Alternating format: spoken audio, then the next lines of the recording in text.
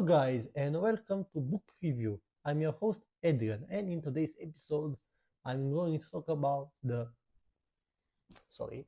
Uncanny X-Men by Stan Lee. It was released on August 19, 1980. The X-Men participate in a drilling section in the Danger Room as Angel, Colossus, Storm, and Nightcrawler go through their exercises.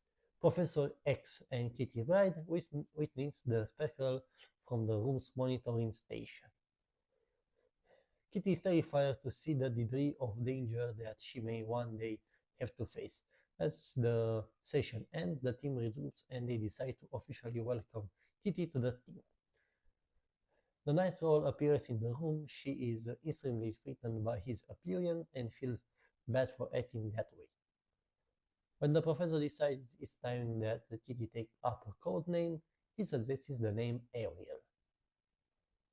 She doesn't like it and she chooses Sprite instead. When Nightcrawler requires why Wolverine changed his costume, he replies that he just felt like it.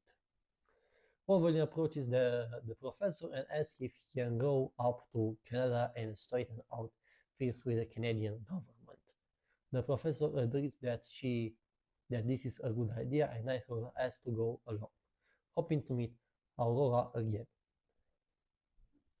Storm and Kitty leave the mansion for the streets of Seven Center. Aurora brings her to a dance studio owned by famed dance instructor Steve Hunter. Kitty is excited to begin taking classes and feels that the psychical exercise will help her balance out all of the mental challenges that the school might throw at her.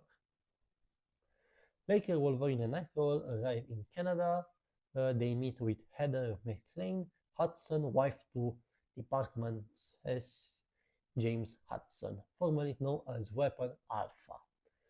Now calling himself Vindicator, James arrives shortly after and prepares to settle affairs with Wolverine.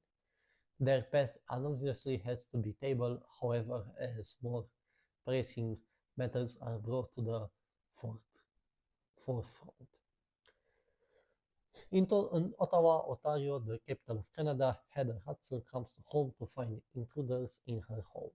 Grabbing a broom, she gets the drop on them and is surprised to see that it is Wolverine. When she calls Wolverine Logan, Nightcrawler asks why Wolverine never told anyone his real name.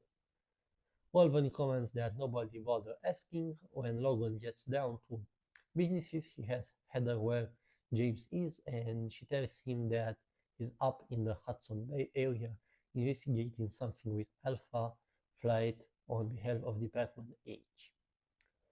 Up in Hudson Bay, Vindicator returns to the cabin where Alpha Flight has stationed themselves on this mission.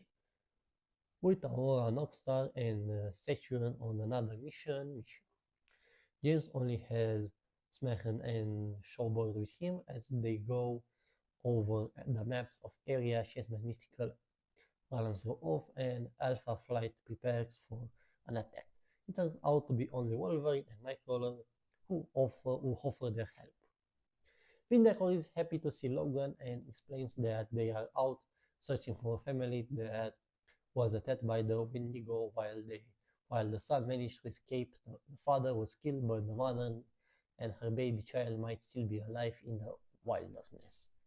Wolverine recalls his previous encounter with Wendigo and believes that if anyone can stop that beast, it's him. Wolverine sends Nightcrawler out to their jeep to get their gear. As the sun sets, Nightcrawler thinks about how Jean Grey had died in battle and curses the fates for being so cruel. Hearing something coming up behind him fast, Nightcrawler turns and is horrified to find that Wendigo has come up behind him. This is the plot. It was a fun comic. I like it. I did not watch any of X-Men movies, but I think I'm going to watch them soon. If you are a Marvel fan, then this comic is for you.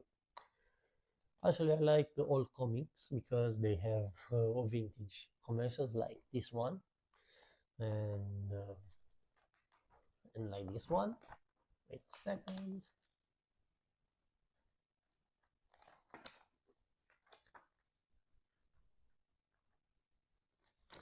And like this one.